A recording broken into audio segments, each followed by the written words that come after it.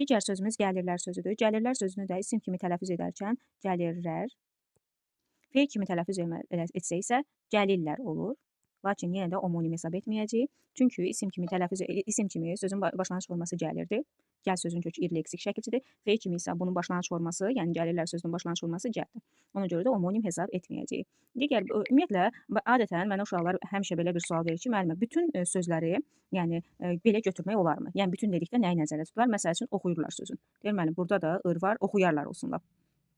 Müəllim, bunu iki cür, yəni isim kimi, həm fe'l kimi tələffüzünü vermək olarmı? Xeyr, bu yanlış fikirdir. Çünki oxuyarlar sözünü mən iki cür düşünə bilmirəm. Ancaq bir söz kimi, o da fe'l kimi düşünürəm. Fe'l kimi tələffüz eləyərkən artıq bu ancaq oxuyarlar qaydamızı tətbiq edirik. Bilirik ki, ardan sonra lar gələndə və yaxud ırdan sonra lar gələndə ar l-nın l ilə həmcinslik yaradır, yəni orada tələffüz zamanı. Yəni mən bu oxuyarlar sözünü isim kimi düşünə bilmərəm. Amma məsələn digər qatarlar sözü, yəni bildiyimiz qatar var, yəni isim kimi onların cəmi, açarlar sözü bildiyimiz əşyanın mənasında, yəni isim kimi düşünə bilirəm. Amma burada, yəni hər ar və lar varsa və yaxud da ır pluslar varsa, mən onu həm isim kimi, həm də fe'l kimi tələffüzünü vermək mümkün deyil. Biz onu baxacağıq, mənasına baxıb ondan sonra qərar verəcəyik.